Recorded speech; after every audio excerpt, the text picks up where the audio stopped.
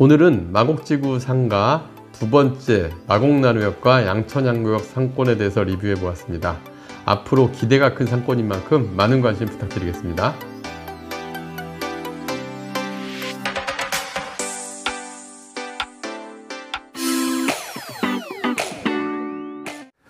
안녕하세요. 월세고수TV의 최영식입니다.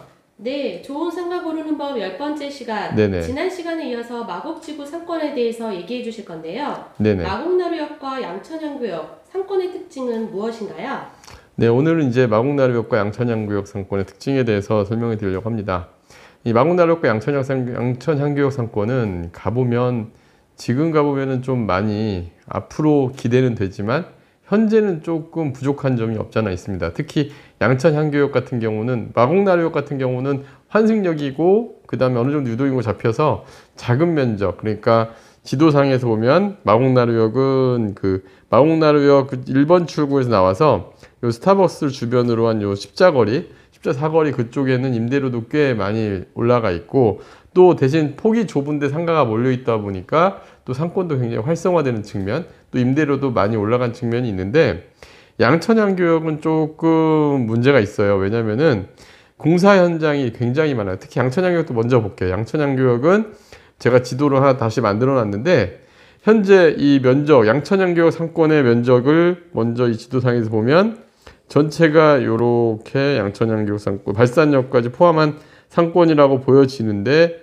양천향교역 전체 상권 중에 여기에서 좀 제가 확대하면서 보시면 아시겠지만 전체 면적의 한 60% 정도가 공사장이에요. 지식산업센터가 총 하나, 둘, 셋, 넷, 5개가 현재 공사 중이거나 공사 예정인 겁니다. 빨간색으로 표시한 게 현재 공사 중인 상황인 거고요. 그 다음에 파란색으로 표시한 게 향후 공사가 예정된, 앞으로 1, 2년 이내에 공사가 예정된 땅들입니다. 그러다 보니까 너무 빈 땅들이 많이 있죠.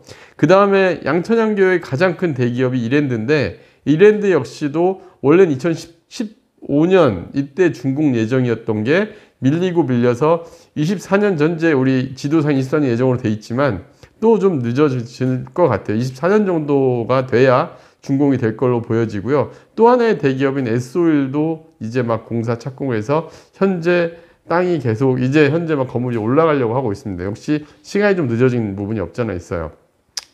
이렇다 보니까 곳곳이 다 대부분 땅이 공사장이다 보니까 상가가 잘 될 리가 없죠. 그래서 먼저 지도상을 다시 보시면 양천향교역은 또 게다가 상가가 그렇게 많은 편도 아닙니다. 현재 요 대방 DMCT라는 오피스텔 1차, 2차부터 해서 쭉 일자로 다른 마곡나루역이나 그 다음에 뭐 마곡역이나 발산역이나 가보면 오피스 건물에 상가가 같이 있거나 아니면 전체가 상가로 이루어진 이런 건물들이 많은데, 양천향교역은 모든 건물들, 대부분의 건물들이 오피스텔 건물에 1층만 상가로 한다거나 뭐 일부 건물에 2층까지 상가가 있다거나 하다 보니까 상가들이 좀 쭉 스트리트형으로 쭉 늘어선 편이 있는데 집중화가 좀 떨어져요. 그러다 보니까 현재 상권들이 되게 좀 낮은 상황이로, 상권들이 좀 아직 활성화가 안 된 측면이 있습니다.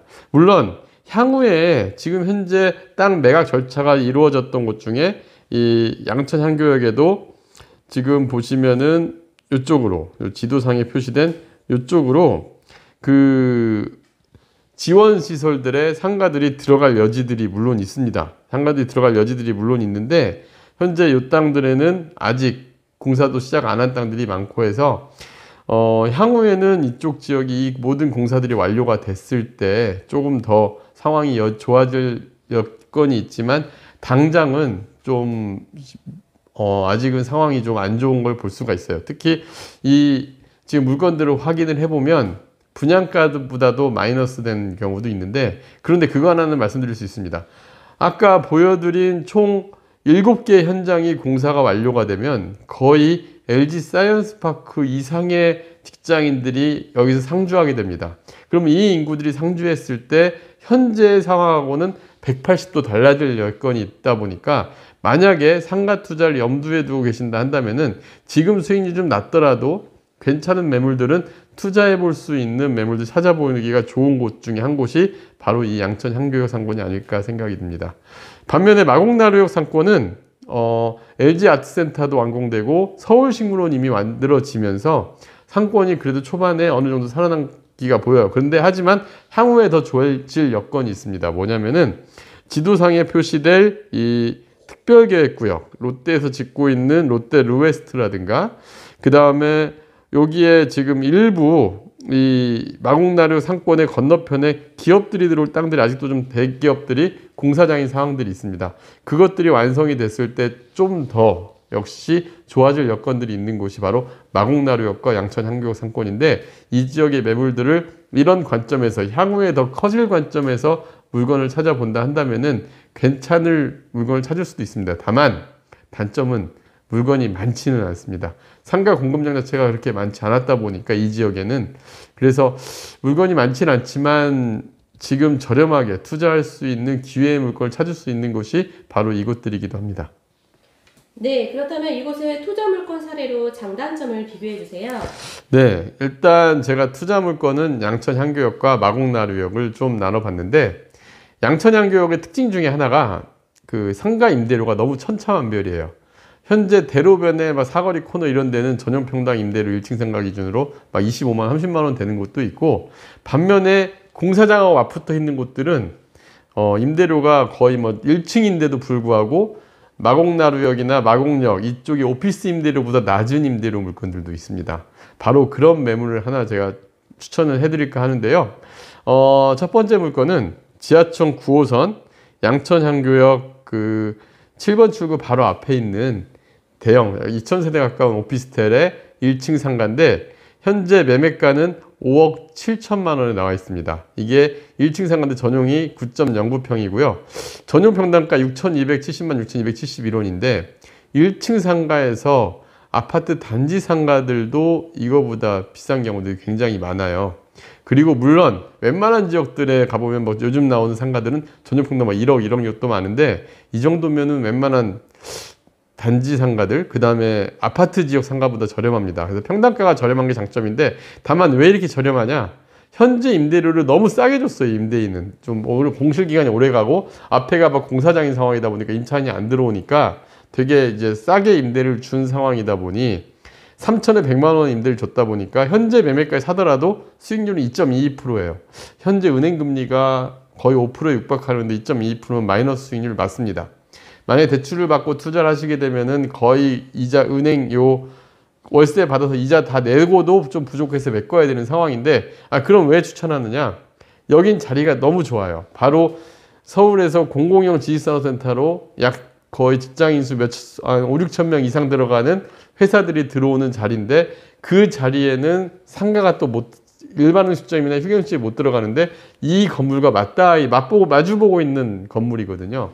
그러다 보니까 향후 만약에 이제 이런 것들이 완공이 됐을 때 앞으로 미래이익을 좀 보고 투자하면은 평당가로, 전용 평당가로 보면은 지금 마곡지구 웬만한 건물들, 새로 짓는 건물들은 전용 평당 1억이 다 넘어갑니다. 그런 거에 비교해보면 향후의 가치를 보고 투자해볼 만한 상가로서 추천드리는 게 양천역 1층 상가였고요. 마곡나루역 1층 상가 하나가 있었는데, 마곡나루역은 웬만한 매물들 지금 찾아보니까 다 전용 평당 1억이 넘는데, 그나마 좀 저렴한 편에 나온 매물이 오피스텔 건물의 1층 상가인데 좀 큰 면적입니다. 이게 큰 면적이다 보니까 매매가 안 된 물건인데, 전용이 19.96평에 매매가는 16억 원, 월세는 6천에 420인데 월 임대 수익률로 따져보니까 3.27%예요. 그리고 마곡나루 2층 상가 하나도 7억인데 전용 평당 4,100만 원, 그리고 임대 조건 3,190만 원, 3.4% 정도 수익률. 이게 현재 시장의 매물들의 수익률입니다. 매매로 할 수 있는 거, 분양 물건이 아니고.